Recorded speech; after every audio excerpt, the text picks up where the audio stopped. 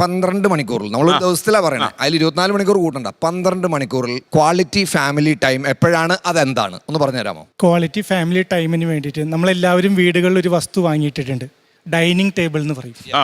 എല്ലാ dining ടേബിളിലും minimum 6 chair ഉണ്ടാവും. പക്ഷെ 6 പേരും ചിലപ്പോൾ വീട്ടിലുണ്ടാവണമെന്നില്ല.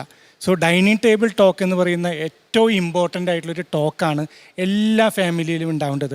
സോ എല്ലാ ദിവസവും വൈകുന്നേരം വീടുകളിൽ അച്ഛനമ്മമാർ ഡെയിലി ഉള്ള ആളുകളാണെങ്കിൽ വൈകുന്നേരം ഒരുമിച്ചിരുന്ന് ആഹാരം കഴിക്കുന്ന സമയത്ത് അമ്മയുടെ ഓഫീസിൽ നടന്ന കാര്യങ്ങൾ, അച്ഛൻ്റെ ഓഫീസിൽ നടന്ന കാര്യങ്ങൾ, ഒരു പ്രോബ്ലം ഉണ്ടായപ്പോൾ അച്ഛൻ എങ്ങനെ അത് സോൾവ് ചെയ്തു, അച്ഛൻ എങ്ങനെ അതിന് എസ്കേപ്പ് ചെയ്തു, അമ്മ എങ്ങനെ സോൾവ് ചെയ്തു, അമ്മ എങ്ങനെ അതിന് എസ്കേപ്പ് ചെയ്തു, ഉദാഹരണ സഹിതം കൃത്യമായിട്ടും അവർക്ക് പറഞ്ഞു കൊടുക്കുകയും അവരുടെ ലൈഫിൽ അന്നത്തെ ഒരു ഡേയിൽ ഉണ്ടായിരുന്ന സംഭവങ്ങൾ കൃത്യമായിട്ട് റീകളക്ട് ചെയ്യാൻ ശ്രമിച്ചു കഴിഞ്ഞാൽ ആ ഒരു ഡേ ഹാപ്പി എൻഡിങ് ആയി.